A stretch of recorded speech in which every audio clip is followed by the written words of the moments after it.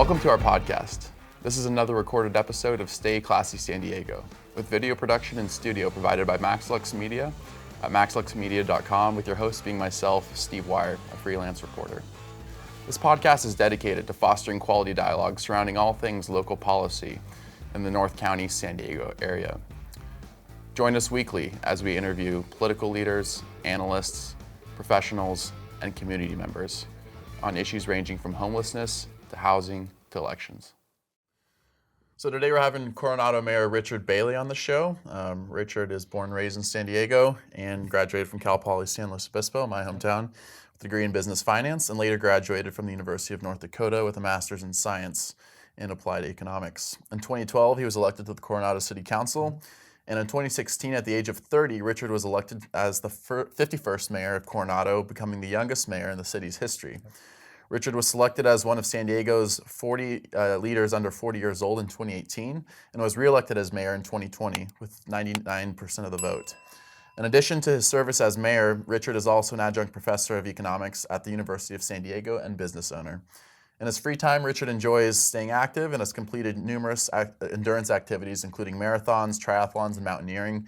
Most recently, climbing Aconcagua. Close, Aconcagua. Aconcagua, It's a tongue twister for sure. The tallest mountain, it's in Argentina, right? That's right, the tallest mountain in the Western Hemisphere at 23K, and later this year we'll be climbing Mount Everest. So thanks for coming on the show, Richard. Really appreciate your time. This is our first time that we've had you on. Yeah, my pleasure. Thanks for having me. And before we get into some of the questions here, I just want to sort of take a look back now that we've had a few months to sort of process the election. Yeah. We're a few months out, and I'm curious, I've been asking the last couple of guests on the show, just so I want to get your thoughts, like what would the election sort of tell you, like with the regional results, with the local results, like what did you sort of see, what trends, did things like trend towards one side or the other, did voters send a clear message, like what were your takeaways from the elections? Great question, and oftentimes when we look at how the electorate votes, we tend to characterize it in terms of the political right versus the political left. But I think what this last election cycle showed all of us is that the voters are a lot more nuanced than simply Republican politics or Democrat politics.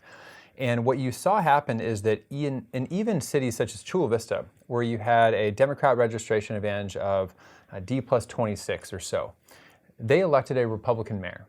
You saw that happen over in Vista and Escondido, where although Democrats had a higher registration advantage than Republicans, they elected Republican mayors.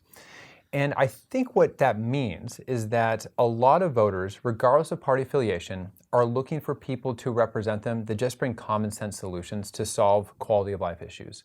Pretty much every single candidate, right, left, or center, that prevailed in this most recent election cycle campaigned on a few different things. But they campaigned in a nonpartisan way on reducing homelessness, relieving traffic congestion, opposing the mileage charge that SANDAG is promoting. So you have a lot of these quality of life issues that I think are affecting people all across the San Diego region, and they're looking for common sense solutions no matter who they come from. Yeah, absolutely. So you mentioned some of these like districts or some of these regions with sort of higher percentage registered Democrats electing Republican leaders. Do you feel like that was a reflection of sort of the quote unquote red wave that some people say did or didn't happen? Yeah. Like, I don't know like how you view that, or do you think that again it's just more of people looking for alternative, like common sense approach? I think it's more the latter. Yeah. The quote unquote red wave, we didn't really see it materialize anywhere else in the US. Although Republicans on a whole probably did better here regionally in San Diego County than they did on average in the rest of the nation, I think that speaks more to quality of life issues and campaigning on those quality of life issues than it does to party politics. I'm finding personally when I go and speak to voters, more so than ever before, voters are not asking me, well, hey, what is your party affiliation? And what are your stances on these national issues? They're more asking me, hey, well, what have you done to address homelessness? What have you done on transportation? What are you doing on housing? Because at the end of the day, there's this old saying that all politics is local. And I think voters are seeking candidates, seeking officials that really internalize that and want to make their quality of life better here at home rather than try to be this big national figure in politics. Sure. Now I'm also curious, something that I've asked our last couple guests about is sort of like what is the role of party politics at the local level? Because For instance, here in Encinitas, where we're recording, Yeah. you have 3 Democrats on the city council. In Escondido, I'm not sure what the makeup is, but and Vista, I believe it's also 3 Democrats. So I'm curious, like, do you get the sense that with decisions being made regionally, that a lot of this is being shaped by sort of partisan party politics at the local level, that this is sort of playing out now? Because that's for Yeah. instance, in Encinitas, that's the criticism of our current city council, right? Is that they vote in solidarity, they all kind of have the same mind, they vote as a unit. And the implication there is this has to do with party preference. Yeah. And I'm curious, like in Coronado and just in general, like looking at other neighboring cities, do you feel like this is becoming an issue? It certainly is. There is a trend away. Excuse me. There is a trend towards moving local decisions from local communities and local city councils to regional governing bodies and to state agencies. And that trend is occurring up and down the coast of California. It's occurring here in San Diego County. And when that does occur, what you tend to see happen is you tend to see large regional groups, large regional special interest groups, whether they be the political parties or business groups or environmental groups or oftentimes labor unions.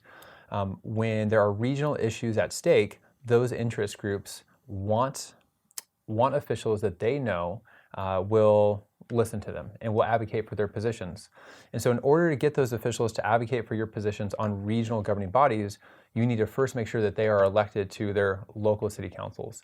And that's why I think you're seeing a new movement towards these outside special interest groups that never really played ball in these smaller city council races, now all playing ball in these smaller city council races, because they know if they can get 3 of their members or 3 people that think alike on the Encinitas City Council, it's much more likely one of them is going to end up on these regional bodies and then advocate for their positions. Yeah, absolutely.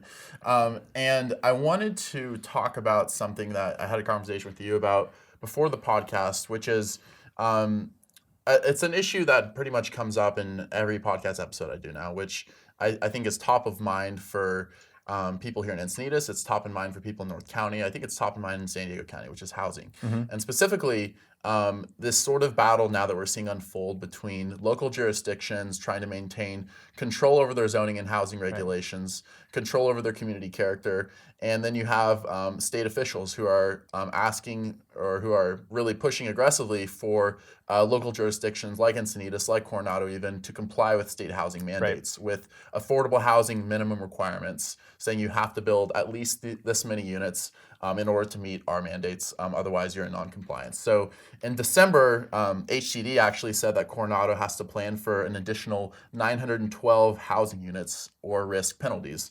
And said that Coronado, essentially, they told the city that you've been out of compliance for 2 years, it's time to shape up. You actually had an interview, I think it was with KUSI, but anyways, you said, quote, "The way that the housing was allocated to Coronado by HCD failed to take into account the unique constraints that Coronado faces. Right. There isn't a clear path forward where we can be compliant with what HCD is requiring and also mitigate the impact to quality of life with what and here in Coronado that we all enjoy." So I want you to explain sort of how Coronado specifically can comply with state housing mandates with this 912 unit requirement while maintaining quality of life for its citizens. That's a great question, and we are trying to figure it out. Yeah. And that might seem like a dodge, but it's not. I'll explain why. For your listeners, historically, the state of California requires cities to go through what's known as a housing cycle every 6 years or so. And through this housing cycle, the state will say, you know what, we are expecting X% population growth over the next 6 years, and cities, counties, we're looking to you to help share with us how you can build new housing to accommodate this population growth. And in the past, it was very much a bottoms-up approach, where individual cities like Coronado, like Encinitas, would evaluate all the unique constraints that their cities face, evaluate their current zoning plan, and they would say, okay, we can accommodate this number of new units. In Coronado's case, last housing cycle was 50 units.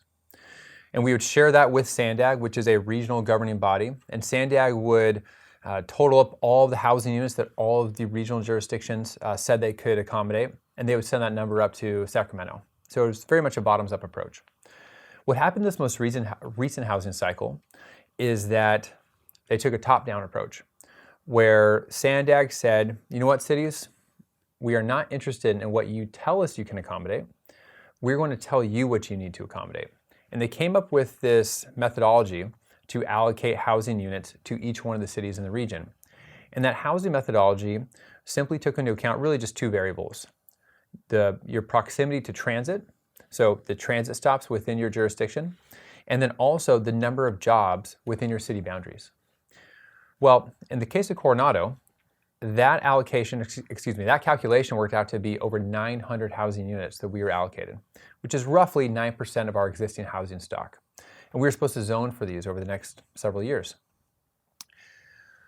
One of the factors that a lot of people just don't believe when I share this with them is that although the methodology was based on jobs within the city limits of Coronado, that methodology also included the jobs on Naval Base Coronado, which is a piece of land that we do not have any land use authority over.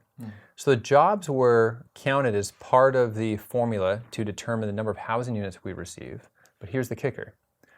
Even if the U.S. Navy said we're going to build 1,000 housing units on our base, build workforce housing on base, the state of California would not recognize those new housing units towards our housing goal. And so, why is that? They haven't shared with us. And it's simply state law currently does not allow them to recognize those housing units. But state law does not really speak to the methodology that the regional governing agency SANDAG used to allocate our housing units. So there really is a big disconnect here. Here's what is even more puzzling. You mentioned affordable housing. Well, as part of the housing cycle, as part of this housing allocation, of those 900 plus units that were assigned to Coronado, several hundred are supposed to be quote unquote affordable. But the state of California, through this housing cycle, does not actually require us to deed restrict the properties that get developed. Instead, they use a proxy for affordability, and that proxy is density. What they say is, if you allow development of 29 units per acre or more, then we will count that as affordable housing. So you have to have high density, and we'll count that towards affordable housing. The problem with that approach in cities like Coronado or Encinitas or Del Mar is that, well, you could build 1,000 units in Coronado in a large skyscraper type development. Those units will all go for $2 to $5 million each. Mm-hmm. There will be nothing affordable within that development. So the state's own housing goals aren't actually met by the state's housing policies. So to kind of wrap this up, we, over in Coronado, if you look at our current land use area and you look at our current population, we are the most densely populated city in all of San Diego County. So we're more than willing to do our fair share. Mm-hmm. The problem is these housing policies don't actually accomplish the state housing goals, but they do put cities like us in this really tough legal spot where now we're having to spend hundreds of thousands of dollars, if not over $1 million, to comply with state law for something that actually won't solve the state's problem. Yeah, I was going to ask you, like, these 912 units, like, are they actually going to be affordable? Because it seems as though we've kind of gotten this bait and switch thing going on here in Encinitas, where we've had these huge developments come in that were supposed to be affordable, and then you look up like the average price that these homes are going for, and it's just completely out of reach. So I mean, these 912 units, like, is there any shot that these are actually going to be affordable for the average person? No, not at all. They will be right in line with market rate housing pricing for Coronado. Okay. And that's because of how the state implements these policies. Yeah, okay. So I want to ask, like, again, to make the comparison locally, the big concern here is infrastructure. Encinitas is, a lot of the infrastructure, like drainage, roadways, et cetera. I mean, we have the streetscape project going on, but a lot of infrastructure here hasn't been significantly revamped for decades. Right. Coronado, what are you guys looking at as far as like how these 900 units are going to impact local infrastructure, carrying capacity, roadways, fire safety, drainage? I could go on and on, but what are some of the infrastructure concerns that you have for accommodating these new units? Those are great questions. All the basics of local government, right? Like everything local government is responsible for getting right. I wish any of those were taken into consideration when we were allocated these housing units, but because they weren't, and we're kind of left now to try to figure it out, we'll do the best we can. The main concerns I hear from our residents are parking considerations because the state of California is getting rid of a lot of parking standards, and they're also concerned with traffic. Every single day, 80 to 90,000 cars cross the bridge. That's already a lot of people. That's a lot of cars. That's a lot of cars. And there's not a public transit alternative that's reasonable either. Yeah. So I hear parking, I hear traffic. I also do hear wastewater concern, basic infrastructure. We're going to do our best to mitigate that. The good news for Coronado is that our budget is in a very financially sound position. We have over $60+ million in reserves, which means we could go an entire year without collecting a single dime of taxes, and there wouldn't be a drop in level of service for our residents. So we have money we can invest in meeting that need. It's just unfortunate that in order for us to get to that point, we're going to have to jump through a lot of hoops and really upset a lot of people. Hey there, San Diego. If you're on the hunt for a way to enhance your health, I have a great recommendation for you. Dorado Nutrition is a company that's all about helping people live their best lives through top-notch American-made supplements. Their expert team has crafted products to support a variety of health needs, from weight management to muscle building and more. And with ingredients like Vidosia agrestis and Tongkat Ali, praised by a well-known neurobiologist seen on the Joe Rogan podcast, these supplements could be just what you need to reach your health goals. And for a limited time, you can get 25% off your purchase by using promo code SD2023 at checkout. So if you're looking for a way to improve your health, Dorado Nutrition might just be the solution you need. Do you have any opinions? So something I've been asking the last couple of mayors that have come on here is there's an initiative that's potentially going on the ballot in 2024, Our Neighborhood Voices, which would, in essence, allow local jurisdictions like Encinitas, like Coronado, to overturn some of the recent state laws that have taken away municipal control, like SB 9, SB 10. Yeah. That would essentially give jurisdictions like the ultimate power over housing, local density regulations over the state, kind of taking that power back. Is that an initiative that you support? I'm just curious. Yeah, I'm not familiar with that initiative, so I'd hate to take a position on it one way or the other. But in general, I'm very much in favor of returning local decision making to local officials that were elected by their communities. And the reason that's so important, especially as it relates to issues like housing, you look at Encinitas, you look at Del Mar, you look at Coronado, or any city in the region for that matter, we all have our own unique constraints. For example, in Coronado, we are under the jurisdiction, almost fall entirely within the Coastal Commission boundaries. The Coastal Commission does not recognize residential development as a coastal dependent use. So they actually oppose most residential projects along the coast. Meanwhile, we have an airport at Naval Base Coronado, which the FAA does not want to see intensification of housing underneath the flight pattern. So the FAA is opposed to that. So these are just two examples of unique constraints that Coronado faces that some bureaucrat or some legislature from Sacramento would be completely unaware of. Yeah. So once again, we want to do our part. We're going to do our best to become compliant with the state housing mandate, and we're going to try to do so in a way that maintains the quality of life that makes Coronado Coronado. Yeah, it's interesting that you have all these state agencies that are basically at odds with each other. Yeah. Like the Coastal Commission, and then the HCD, and then the Air Force. I mean, it's just, I guess it's a federal, but basically just like completely out of sync with each other, just like kind of shot in the dark sort of thing. Like, and we're required to essentially meet all of their different requirements. Meet all their demands. Exactly, yeah. You have like no say in it. Yeah. Very little. Very little. So I want to switch gears a little bit. So in terms of talking about transit, the big topic, again, on this show the last few weeks has been the RTP, the Regional Transportation Plan, that SANDAG passed in December of 2021. Essentially, again, just for people who might be unfamiliar, it's about $170 billion investment in the future of public transit.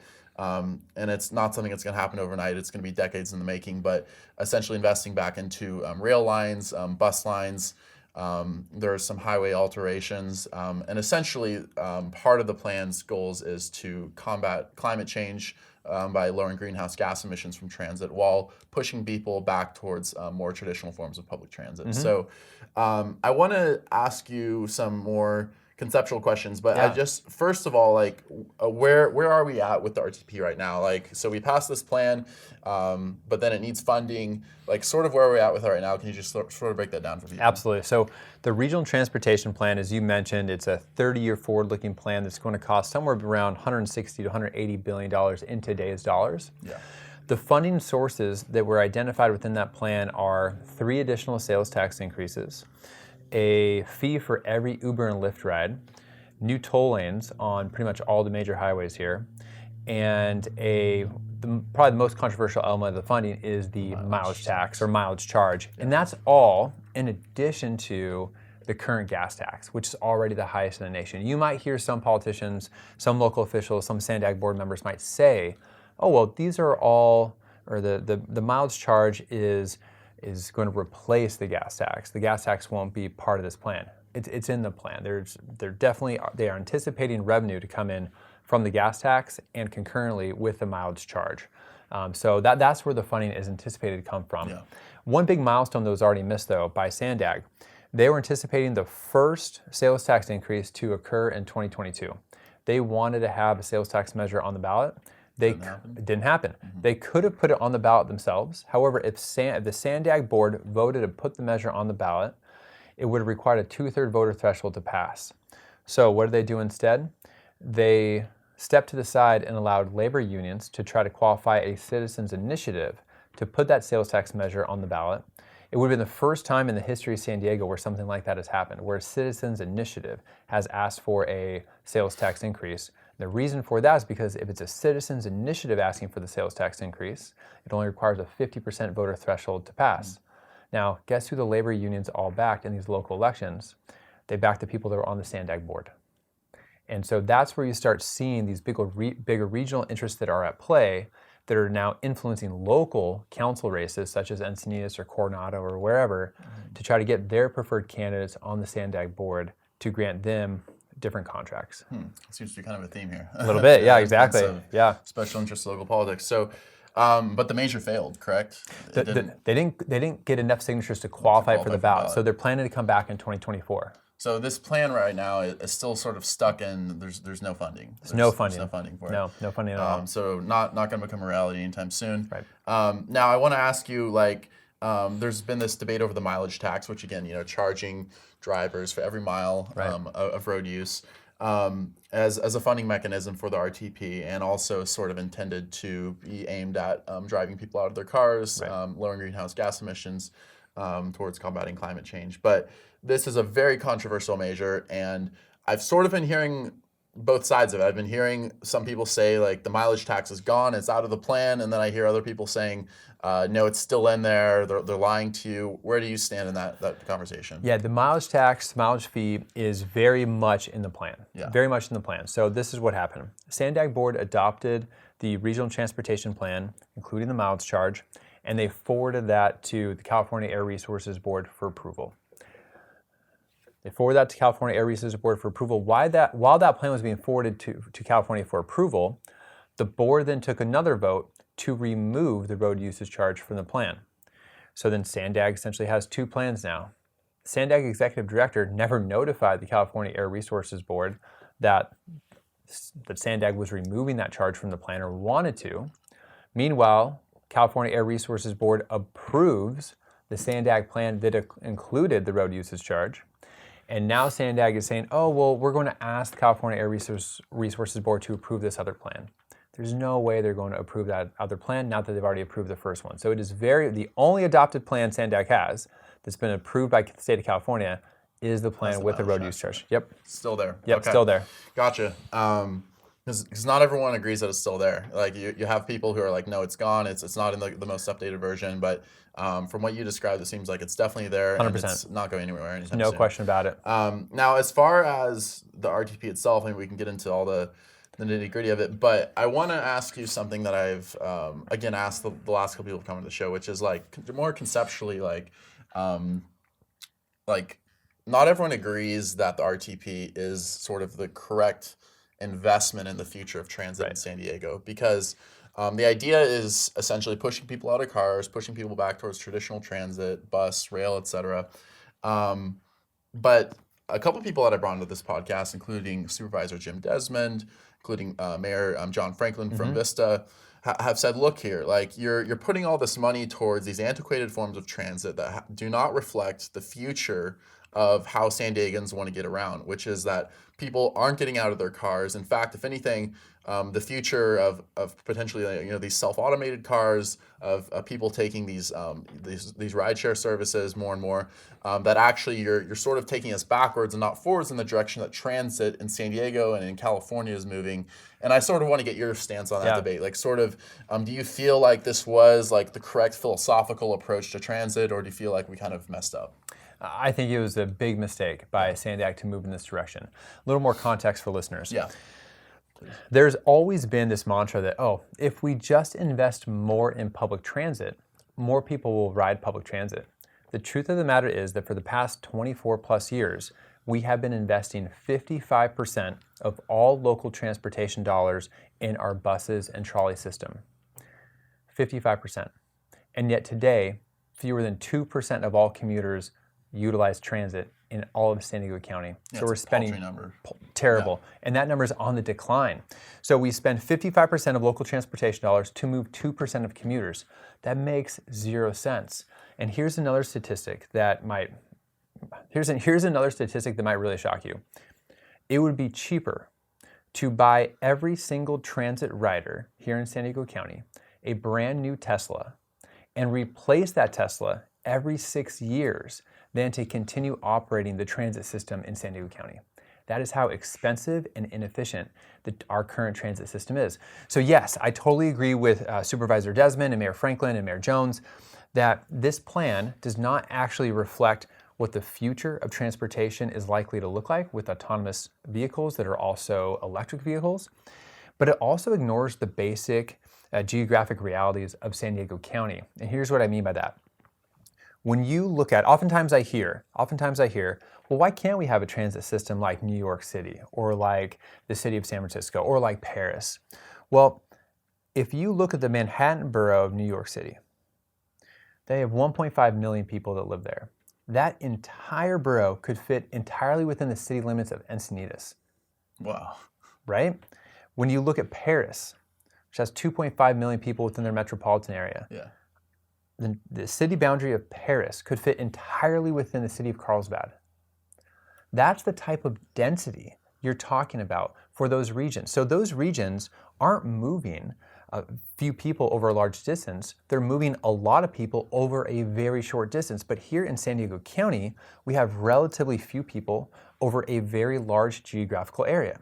So transit will never be an efficient alternative to a car. There's not enough money in the world to make transit an efficient alternative to a car here in San Diego County. So we're ignoring the future of transportation and we're ignoring basic geographic realities. So what you're telling me is that we just wasted $170 billion. We're going to if we continue this direction. That's right. With this plan. I mean, is there? So I'm assuming then that you oppose the plan. Like, how do you and other people who share this sort of school of thought intend to stop this thing in its tracks? Honestly, a lot of it just comes from informing the public, going on shows like yourselves, reaching out to listeners and viewers that might consider themselves to be apolitical. A lot of people had not been involved in local politics over the past many years, but over the past couple of years, you're seeing more and more people that previously sat on the sidelines and didn't really pay attention to local politics get involved. And I think the more the average person here in San Diego County learns about the plan, the more likely they are to come, speak out, and oppose this plan, and hopefully ultimately elect board members who are more interested in representing the needs of everyday San Diegans than they are the special interests that are getting council members elected now. Yeah. And like, sort of just to turn the question back on you, I mean, we've talked about investing in public transit as sort of like not like the correct future philosophical approach to transit, but for you, like, what are the solutions that you have in mind? Like, what looks like a correct approach? Like, what looks like taking into account that people aren't leaving their cars, taking into account the sprawl of San Diego County, the geographic realities. What does a more thoughtful approach look like to you? A more thoughtful approach to me looks like starting with the basics. You drive throughout the San Diego County region, our roads are terrible. Fix the darn potholes first. Next, when you turn your attention to the larger roadways throughout San Diego County, many of our traffic signals are antiquated. They don't talk to one another. They don't use the most updated technology. Invest in those first. Not only does that improve traffic flow and relieve traffic congestion, That alone keeps cars from idling unnecessarily at all these signals and also reduces greenhouse gas emissions. Next, you move over to the highways. When you look at our highways throughout the San Diego County region, there's only a dozen to 24 hotspots, which are largely responsible for where all the bottlenecks occur during rush hour. With very selective widening in those specific areas, you can go a long way to relieving that congestion and those bottlenecks, which also reduces greenhouse gas emissions because now there aren't thousands of cars idling on the freeways. Now, you might ask, well, Richard, our highways are more congested than ever. We can't just build our way out of this. What's your real plan? Well, the reality of the situation is that San Diego County's population is not increasing. Our population today is lower now than it was back in 2018. The population growth rate of, say, the city of San Diego it would take you several hundred years of this current growth rate in the city of San Diego to equal the population density of, say, New York City. So our population growth rates are slowing. Our population in some areas is actually lower than it was several years ago. So we don't need to increase capacity drastically to have a major impact on relieving congestion throughout a region for the next several years, if not the next generation. Lastly, I'll say this. When autonomous vehicles come online, one of the benefits of autonomous vehicles is that they'll be able to utilize existing space much more efficiently than us when we're out there driving, right? Like, hey, if you're driving 60, 70 miles an hour, you better have 6 to 7 car lengths ahead of you to be able to drive safely. Yeah. Well, if you have these vehicles that are autonomous, they're all talking to one another, you can go almost bumper to bumper. You can take a 4-lane highway today and turn it into a 5-lane highway. So you're adding 25% capacity because the cars will be able to drive closer together. Yeah. So you can eliminate stoplights, right? You can essentially eliminate stoplights. Yeah, you really could. So it's going to raise a lot more public policy questions when that comes online. But the punchline as it relates to transportation is we have the capacity now to address our current and expected population for the next generation by making just very small changes. Absolutely. And then if you're really interested in transit, the individual cities should be building from the urban core out, not trying to connect to very far out transportation centers or job centers from one another. It just doesn't pencil out. South County is different from North County. Very different from North County. Yeah. And trying to get a trolley that goes from South County all the way to North County, one, it's not efficient. Two, who's riding fixed lines on fixed schedules these days? They're just not doing it. It's a blast from the past. And so it's inefficient. It doesn't move people around. And at the end of the day, it's just not right for San Diego County. Yeah. So we could spend all day on transit, but the thing that I wanted to talk about is when you talk about transit, you have to look at how this is sort of moving towards the RTP is sort of aimed at combating climate change. It's aimed at lowering greenhouse gas emissions.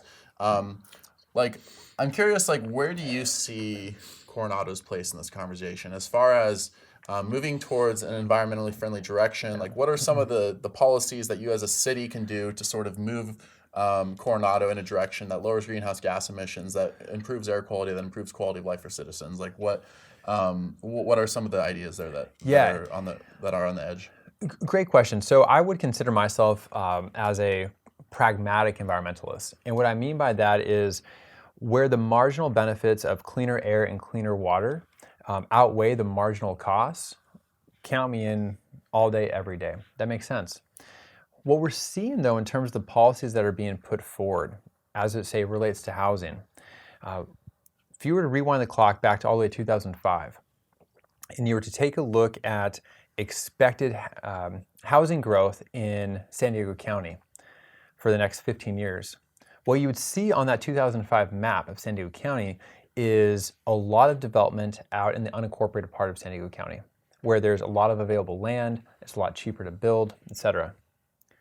However, when you look at anticipated future housing now on a San Diego County map from SANDAG, what you'll see is there's no new housing planned for the unincorporated part of San Diego County.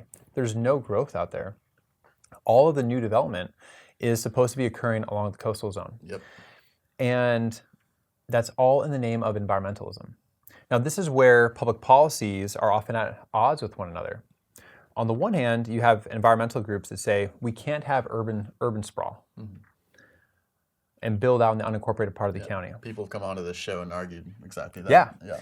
But on the other hand, you say, well, you have affordable housing advocates that say, well, we need more affordable housing. Well, if you reduce the supply of housing or available land from inventory that could be built on, and now you're saying you can only do infill development along already developed areas, well, that's going to dramatically increase the price of housing. Yeah. So oftentimes these environmental policies are in direct conflict with quality of life policies or cost of living policies. Affordable housing. Exactly. And so, over in Coronado, what I would say in my position as Mayor of Coronado and also as a leader on the SANDAG board is we need to get real. When we talk about this $160 billion investment in the Regional Transportation Plan, if the future is autonomous electric cars, let's go ahead and make investments in our electric grid to make sure we can support those cars. Right now, charging stations, which are very, very expensive, and they take a long time to charge your car, let's go ahead and figure out what is the best way to incorporate that technology into our public infrastructure so that it won't be as expensive and it won't take as long to charge going forward, and we can make it possible for more and more people to adopt an electric car if they want to. So that to me is just really, really common sense. That isn't this kind of pie in the sky notion, oh, if we build a train from Chula Vista to Carlsbad, we'll solve climate change. No, you're going to spend a lot of money, no one's going to ride it. So I look at it in terms of, hey, what are the fundamentals we can get right? Sure, absolutely. On the topic of the environment, something that you did want to talk about with me on this show is this issue of sewage spills. And I believe that back in August, right, this was an issue, and specifically sewage that's coming to the Coronado beaches from Tijuana, actually. That's actually coming from Mexico. That's causing all sorts of environmental issues. I want to give you a chance to sort of talk about that, explain what kind of impact is this sewage having on our local beaches, and what can local government do about this, if anything. Absolutely. This issue, if you live up in North County, you might not be very familiar with this issue, but it is the single greatest environmental disaster in our region, and it's been occurring for generations. So in short, what happens is you have the city of Tijuana, so right on the border of the U.S.-Mexico border, just south of San Diego. Tijuana has a very large population that's been growing at a rate greater than what the capacity of their wastewater infrastructure will support. And so what's happened is, on average, every single year for the past decade or 20, 30 years, 120 days out of that year, raw sewage will flow from Mexico into the Tijuana River Valley, up into the United States, and then out to the Pacific Ocean, and then force the closures of, oftentimes resulting in the closures of the beaches in Imperial Beach, and sometimes resulting in the closures of beaches in the city of Coronado. So 120 out of 360 days per year, raw sewage is flowing from Mexico into the U.S. And in fact, back in 2017, there was a very large infrastructure failure in Mexico where they pretty much turned off all their wastewater pumps and just let that sewage flow.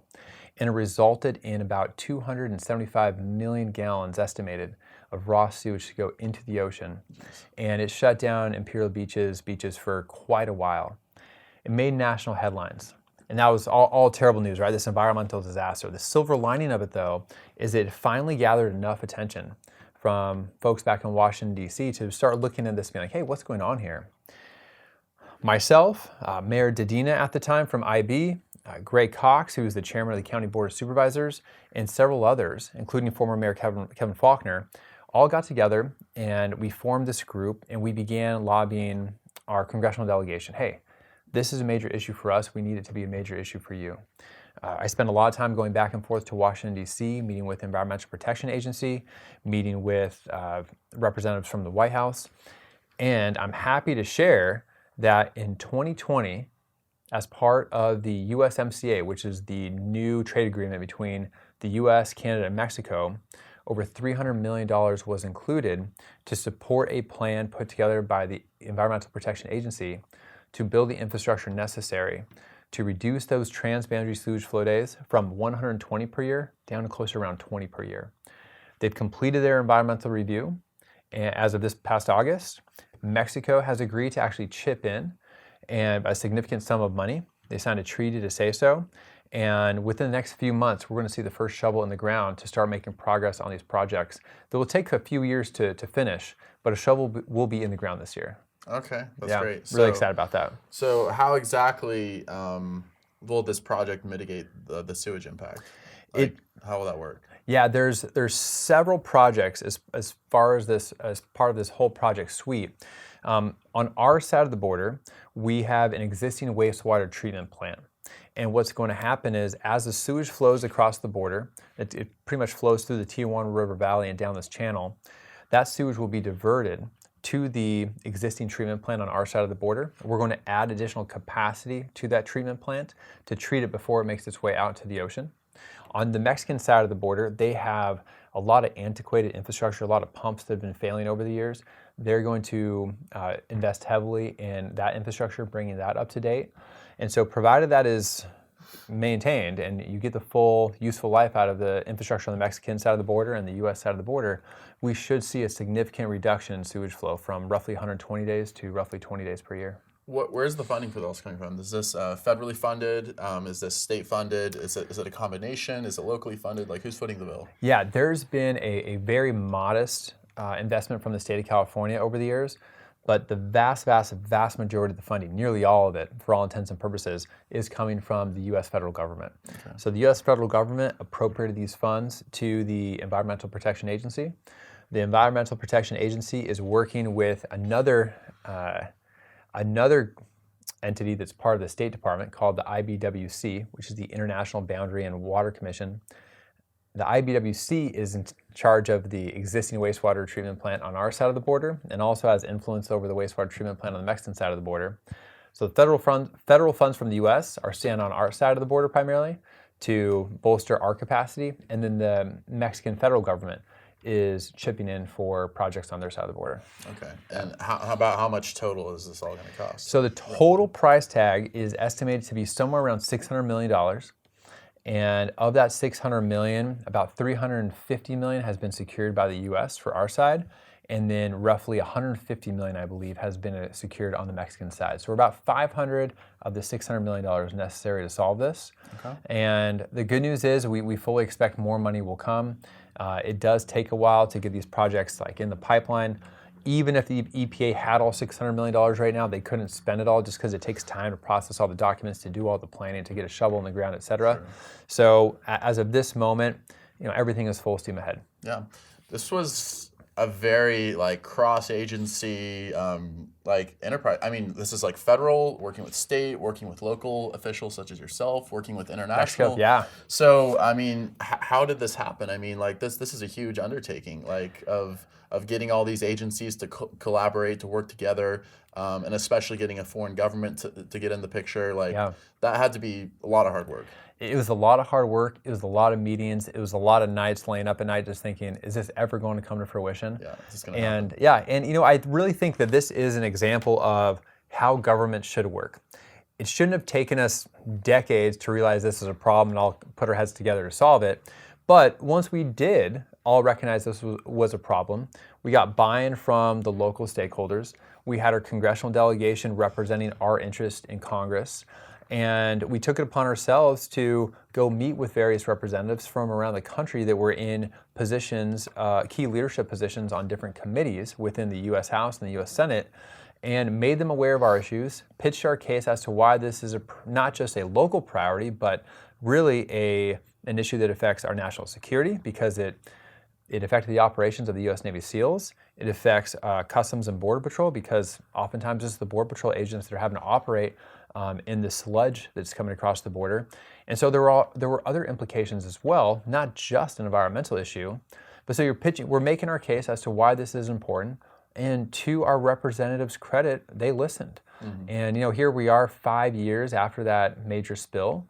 And I'm happy to say that it's no longer a question of if this project will get done, it's just a question of when. And now that when is getting closer and closer by the day. Yeah, that's great news. It's how government should work. Yeah. Exactly. Yeah. Well, I mean, I love we talk about a lot of negative topics here. Right. I love sharing like a good Absolutely. news story here. So Definitely. So I wanted to ask you about that. And then on another good news subject, something that we talked about before this show was the fact that Coronado. We had the homeless point in time count pretty recently that showed homeless rates in across San Diego County from 2020 to 2022 essentially, and in the course of that information, some cities haven't been doing so well. For instance, here in Encinitas, the homeless rate went up by 74% since 2020, pretty big increase. Right. And in Coronado, conversely, you guys had essentially, correct me if I'm wrong, but as of now, the lowest homeless rate per capita in the county. That's correct. That right? And I just want to get your thoughts, like for viewers who might not know that kind of information. Like, is there anything in particular that Coronado has been doing, has been implementing over the last several years since your time in office that you attribute this to, or like what can the rest of the county learn from Coronado? Those are great questions, and I think it's important for viewers and listeners to know that every city in the state of California can make significant progress on their homeless issue. And it takes several factors, but probably the most important factor, at least one of the most important factors that I believe contributes to Coronado's success, is that we take a very, very proactive approach in connecting homeless individuals locally with resources that are available to them to help them get back on their feet, help them get whatever help they need to go and live a healthy, productive life. But we couple that, and this is the key, we couple that with also taking a proactive approach to make sure our public right-of-ways, such as our sidewalks and our beaches and our parks, are clean and safe for everyone to enjoy. And so it's the combination of both of those. We try to make saying yes to help the only option available. And what I find throughout, when I take a look at the homelessness issue throughout the county of San Diego and also the state of California, what I find is our current approach to homelessness has been an abject failure by nearly every objective measure. Whether that's when you consider that in downtown San Diego right now, they just hit another record of homelessness, almost 2,000 people living in downtown San Diego right now. Yeah. When you look at the state of California, the number of homeless individuals in the state of California has increased by 25% over the last 15 years. This is despite the fact that as of today, there are fewer homeless individuals nationwide now than there were back in 2012. And so if overall there are fewer homeless in our nation right now than back in 2012, but you've seen the rate of homelessness increase in California by 25%, it begs the question, what are we doing wrong? Yeah. And when you look at the incentive structure for a lot of these third-party homeless service providers, it's unfortunate to say, but it's the truth. The incentive structure is failing our communities, and it's also failing the homeless population. California has been following what's known as a housing first model. And a housing first model has a really nice ring to it, and it's based on the presumption that if people are just given a housing unit without any preconditions, they will be able to more easily address their drug addiction or their mental illness or whatever ails them, and then eventually get back on their feet. But the way California has implemented this is you have like the city and county of LA spending between $500,000 to $800,000 per unit trying to house homeless individuals. And the fact of the matter is there are already plenty of shelter spaces available right now for anyone that wants to get off the street. There are showers available, there are beds available, there's shelter space available, there's workforce training available for anyone that genuinely wants help right now in San Diego County or throughout the state of California. However, many of these programs that are available have a precondition that we're not going to let you bring your drugs or alcohol into our facilities. You have to be sober first. And there are spaces for people to detox. There are spaces for mental health beds, but there's no mechanism to require people to seek that help. And so what I would say is that, look, ultimately, although there are a myriad of reasons that people fall into homelessness, homeless ultimately break down into two camps. You are either camp one, someone that wants help, or camp two, someone that refuses help. And from a public resource standpoint, I look at it and say, okay, we have to direct our resources to helping everyone that really wants help. And if you don't want help, that's fine. That's your right to say you don't want help. However, by you refusing help, it doesn't give you the right to then just impede quality exactly of life. for everyone else, right? And I'm not saying we criminalize homelessness. I'm saying we actually enforce the code violations that you or I would be cited for if we were downtown and we pitched a tent, or if we defecated on the sidewalk, right? Or if we littered on the street, or we're shooting up heroin in the street and left our needle in a park. You know, like, we would be cited for that. Everyone should be held to the same standard.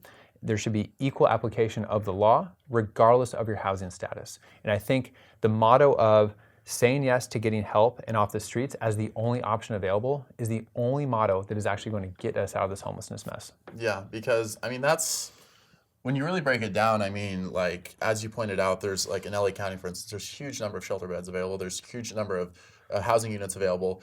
They aren't being used because people are simply refusing to get help. People are refusing to get treatment.